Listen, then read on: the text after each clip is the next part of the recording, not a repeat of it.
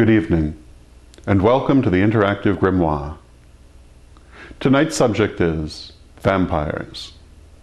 The image of the vampire as a suavely sexual yet blood-sucking revenant is instantly recognizable to most people through Hollywood films and novels by authors such as Anne Rice, which capitalize upon the lure of immortality and the all-too-human desire to experience forbidden pleasures.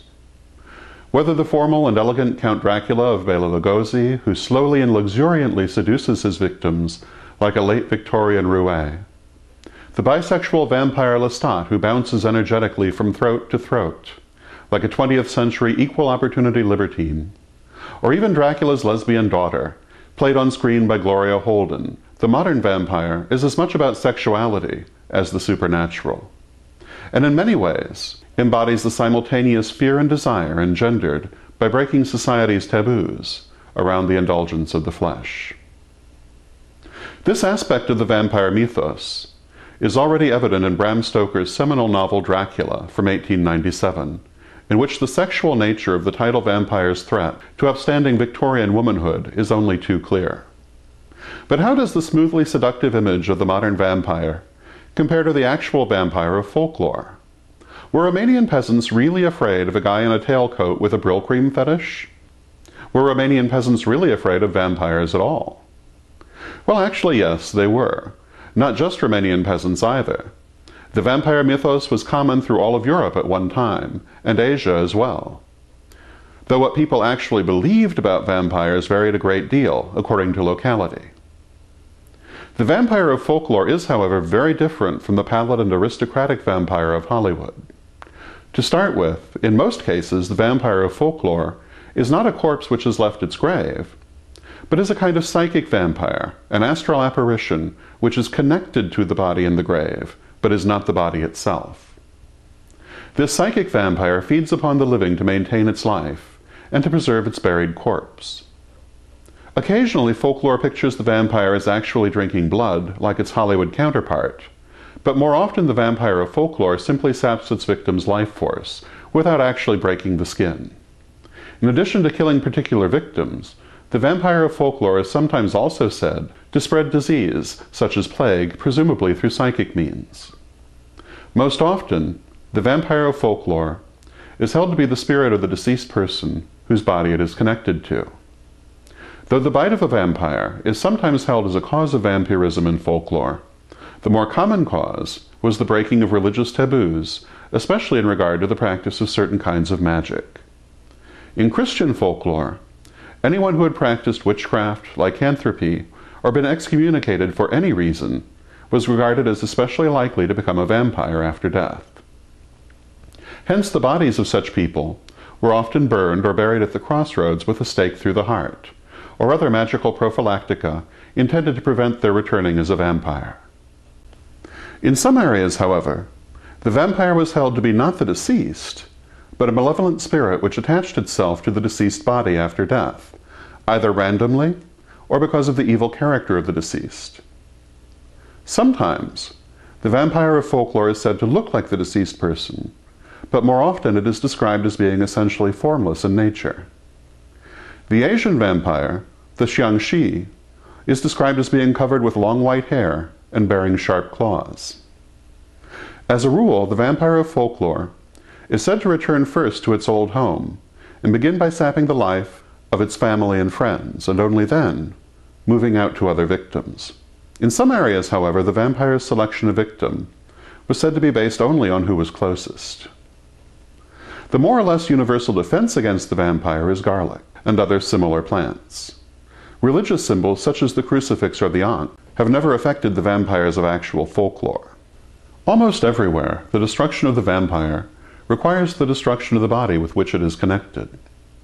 The stake through the heart is the most famous method used for this, but burning was actually more common and considered more effective. Other methods, such as beheading, were also used. A striking feature of historical vampire investigations was the fact that when such bodies were disinterred, they were often found to be, in the opinion of the investigators, in a remarkable and unnatural state of preservation. The bodies of vampires are often described as well-preserved, ruddy, full of fresh blood, even bloated with blood, and finding the body in such a state was taken as proof positive that it belonged to a vampire. The fact that there were many such investigations, which did in fact produce such evidence of vampirism, witnessed and accredited by reasonable and respectable people much later in history than we might today suspect, is one reason for the persistence of the vampire legend. It is thought now, however, that this proof was a misunderstanding of the natural processes of decomposition, from which ordinary people have always tended to shield themselves, and that in fact the remarkably undecayed body bloated with fresh blood was actually a perfectly normal body, swollen by the putrefaction process, with which the so respectable witnesses were simply unfamiliar. It has been suggested that the vampire legend itself has a similarly natural explanation, that the idea of the vampire may have been in fact sparked by real people suffering from diseases such as porphyria, which cause symptoms that somewhat resemble the legend. It is also to be borne in mind that many living people today identify with the vampire mythos and live a vampire lifestyle, which for many includes actually drinking blood. Several prominent people in history seem to have done the same thing, indulged a vampiric lifestyle featuring the consumption or use of blood, notably the Comte Gilles de Rais and the Baronne Elisabeth Bathory, as well as other less famous cases. Such extremities may be reaction to the vampire mythos, or could also be part of its origin. Also, no examination of vampires would be complete without mentioning the psychic vampire. A psychic vampire is a person who saps energy from other people, either intentionally or instinctively. Psychic vampires leave other people feeling tired and drained after a short time, and can cause physical illness to others by taking too much energy. Psychic vampirism is usually unconscious on the vampire's part and can be corrected with education and energetic adjustment. The best defense against psychic vampires is basic shielding and the use of various magical protections. It was Violet Firth, better known as Diane Fortune, who first wrote extensively about psychic vampires. But that does not mean that people were not aware of the phenomenon before this, and it too may be an origin of the vampire mythos. In his book Monsters from Llewellyn Press, John Michael Greer makes an interesting assertion regarding vampires, whom he regards as a legitimate phenomena.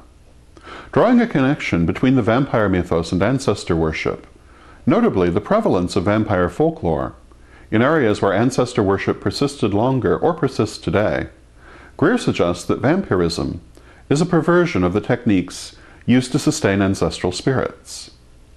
Greer suggests that the vampire is a spirit who, intentionally or unintentionally, derives sustenance from the life force of the living, as ancestor spirits were sometimes held to derive sustenance from the offerings made to them. This idea of vampire as starving ghost is among the more original contributions to the vampire mythos in recent years, and is in its own right quite seductive. This has been the Interactive Grimoire. Thank you, and good night.